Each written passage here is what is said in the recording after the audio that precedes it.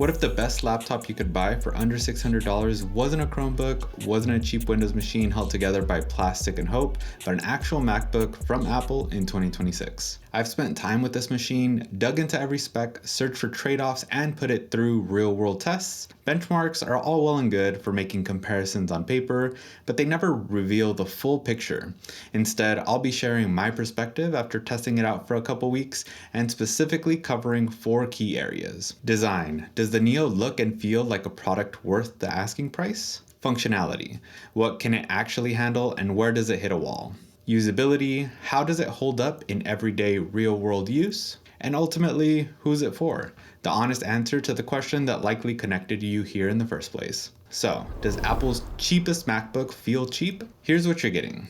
A full aluminum chassis, not plastic, not a mix of materials, and not a flex-prone shell like most equivalent Windows laptops. It's the same durable aluminum construction you'd find on the MacBook Air, with soft, rounded corners that feel elegant and solid in your hands. The corners are a bit more rounded than other MacBook models, and paired with the available color options, this makes for one of the more delightful computers Apple has designed and launched since the iMac G3 back in the late 90s. Specifically, the 4 Neo colors include a classic silver, a subdued pink they call blush, a vibrant yellow called citrus, and my personal favorite, this dark blue called indigo. The keyboard is color matched to the chassis in lighter shades, and Apple even created custom wallpapers to match each colorway. This isn't just aesthetics for aesthetics' sake, this is Apple applying the principle of common region, where every element, chassis, keyboard, and wallpaper visually belong to the same group. The whole experience feels cohesive and intentional. I mean, even the highlight color in Finder windows matches the color of your Neo model out of the box. A detail maybe 1% of people would notice, but an intentional design decision nonetheless. And with the 13-inch size and 2.7 pounds, the Neo is easy to toss in a backpack and use on the go. Now let's talk about what's not here. This is the first MacBook since 2020 to be released with a notchless display. The bezels are slightly thicker to accommodate that, but you know, a lot of people might genuinely prefer the traditional rectangular display. No notch means if your menu bar gets crowded, nothing will be hidden behind the notch. You also won't get any backlighting on the keyboard, which shouldn't be a major issue as the lighting from the screen can typically get you by in a dimly lit room if you're hunting for a specific key. The keyboard itself feels solid, zero flex, and a familiar typing experience if you're used to other MacBook keyboards in the past. The trackpad has also been modified from Apple's class-leading trackpad with Force Touch, which is a vibration motor Apple calls a taptic engine, to a surprisingly satisfying traditional trackpad. The mechanism is quite geniusly designed to allow a satisfying click to occur anywhere across the trackpad, even on the edges. If there's ever an indication of a budget laptop, it can typically be found through a poorly designed trackpad, and Apple nailed the design and implementation of this one. A place where you will really feel the compromise of this computer is the port selection. You only get 2, and while you can use either to charge, you must use the higher bandwidth port closest to the hinge to connect to an external display or a dongle for other external accessories where speed is important. You also get a 3.5mm headphone jack that is located closer to you, so wired headphone connections will feel a bit less restrictive. The built-in speakers are also not the greatest.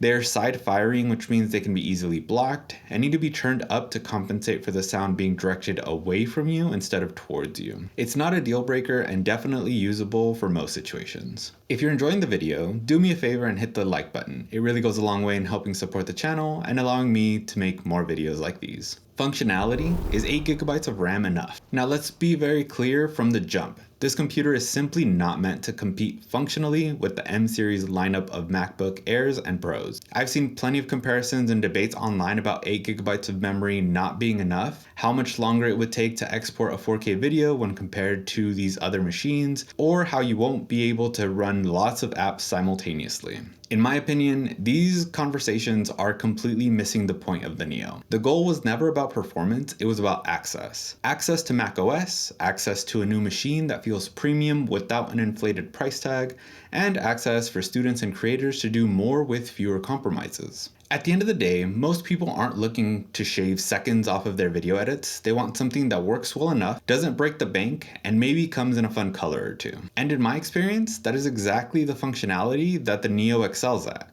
It's snappy enough when launching programs, it can handle everyday multitasking, browsing the web, watching YouTube videos without really feeling sluggish. It can edit 4K videos shot on an iPhone with no problem, and seems to me as Apple's way of getting more creators to transition from editing on their phones into the MacBook ecosystem, especially with their recent launch of the Creator Studio a month before the launch of the Neo. But here's the wall. The Neo comes with 8 gigs of unified memory, and you can't upgrade it. That's because the A18 Pro chip was engineered for iPhones with 8 gigs baked in. It's a hardware reality, not a compromise Apple is making casually. 8 gigs of RAM on macOS is not equivalent to 8 gigs on Windows. There's less bloatware and more optimizations that keep me from being overly worried about the memory on the Neo. And to be fair, if you're asking the question, the Neo is likely not for you, and you should be looking at the next level on Apple's price ladder with the MacBook Air or Pro for a more powerful machine. For everyday users, students, and light creatives, the Neo handles everything beautifully. For video editors, developers, and multitaskers with complex workflows, you'll feel the ceiling. This is a machine designed around the Pareto principle, or the 80-20 rule, where 80% of users only likely need 20% of the power in a MacBook Pro. So now, there's the Neo. If you made it this far, let me reintroduce myself. My name is Luis, and I have a background in human-centered design and engineering, which I use to share how tech can solve our problems and improve our lives. If that sounds like something you'd be into, hit that subscribe button and notification bell so you can stay up to date on all my upcoming reviews. Usability. What's it actually like to use every day? With the design and functionality the Neo provides, what's it like to use one every day? Here's where I put on my human-centered design hat and start asking the right questions. It's not just does it work, it's does it work the way a person actually needs it to? Is the tool able to solve pain points, or is it destined to be another product with good marketing and planned obsolescence? Let me start with the display. The MacBook Neo features a 13-inch liquid retina panel at 2408 by 1506 resolution for a PPI of 219 and 500 nits of brightness. Compare that to a budget Windows laptop and Chromebook that typically max out at 1080p. The Neo's display is sharper, brighter, and more comfortable to use in daylight. The 1080p FaceTime HD camera deserves a special mention here. Most budget PCs still ship with 720p webcams that make you feel like you're calling in from 2011. The Neo's 1080p camera with computational video processing and dual directional microphones mean Zoom calls and FaceTime with family actually look and sound great. Now let's talk about the input experience. The Magic Keyboard, the same keyboard Apple puts in the Air and Pro, is here. That tactile, precise click that makes typing feel satisfying and accurate. Underneath it is a large multi-touch trackpad that supports the full suite of intuitive macOS gestures. If you're used to macOS, you'll find support for all your favorite gestures here too. And with its satisfying full-width click mechanism, the tactile experience is simply a joy for everyday tasks. A potential usability pain point if you are frequently unlocking your computer, downloading apps, or using Apple Pay, the base model doesn't come with Touch ID. It's not a deal breaker, but it could be a daily annoyance if you really don't like entering your password repeatedly. The $699 model adds Touch ID and doubles the storage to 512 gigs, and for $100 more, that upgrade is usually worth it.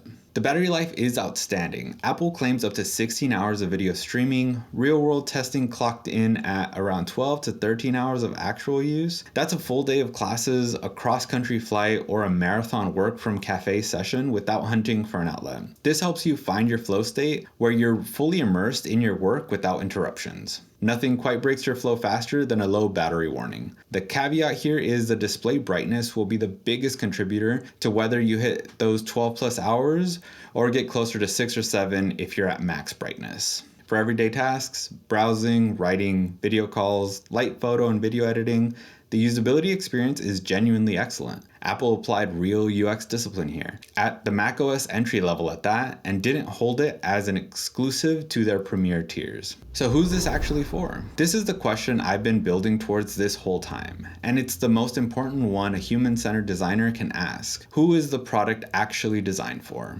Because here's the thing, a product that tries to be everything to everyone ends up serving no one well. The best designs, like the best UX, know their user. The MacBook Neo is for you if you are a student, undergrad, graduate student who needs a reliable laptop for writing papers, Zoom classes, and Google Docs without breaking the bank. Or a first-time Mac user switching from Windows or coming off a Chromebook who wants to step into Apple's ecosystem at an accessible price. Or like creative, someone who edits Instagram Reels, touches up photos in Lightroom Mobile, manages a side hustle, but doesn't do it professionally or as a primary workflow. Or someone who primarily uses their iPhone and wants a laptop that feels like a seamless extension of it. iCloud sync, handoff, continuity camera, AirDrop, all of it. Or a family member who needs a capable, durable, good-looking laptop without requiring IT support, likely from you, to keep it running. And ultimately, anyone on a budget who refuses to settle for a fragile, dim-screen, slow Windows laptop just because that's all they thought they could afford. Now, the MacBook Neo is definitely not for you. If you are a video editor working with 4K or above footage regularly, the multi-core performance ceiling will slow your workflow for sure. Or a software developer running Docker containers, compiling large code bases, or running multiple VMs, 8 gigs of RAM will create memory pressure that'll likely also stifle your workflow. Or a power multitasker who thrives on 20 plus browser tabs, multiple heavy apps, and complex creative software all at once. Or if you're someone who really needs MagSafe, the accidental trip and pull charging safety net just isn't here. Or a professional creative for whom the lack of a backlit keyboard and limited ports would create daily friction. This is actually a beautiful example of what we call user personas in human-centered design. Apple didn't design the Neo for everyone. They designed it for a very specific, very large group of people who have been priced out of the Mac ecosystem for years. And that specificity is what makes it good. The peak end rule, a UX principle that says we judge experiences based on the most intense moment and the ending, tells us something important here. When a student opens this laptop on the first day of school and it's fast, sleek, and feels like a $1,000 machine when they paid $499 for it, that peak moment, that's going to define their relationship with this computer and Mac OS for years. So there you have it. The MacBook Neo, reviewed through the lens of human-centered design.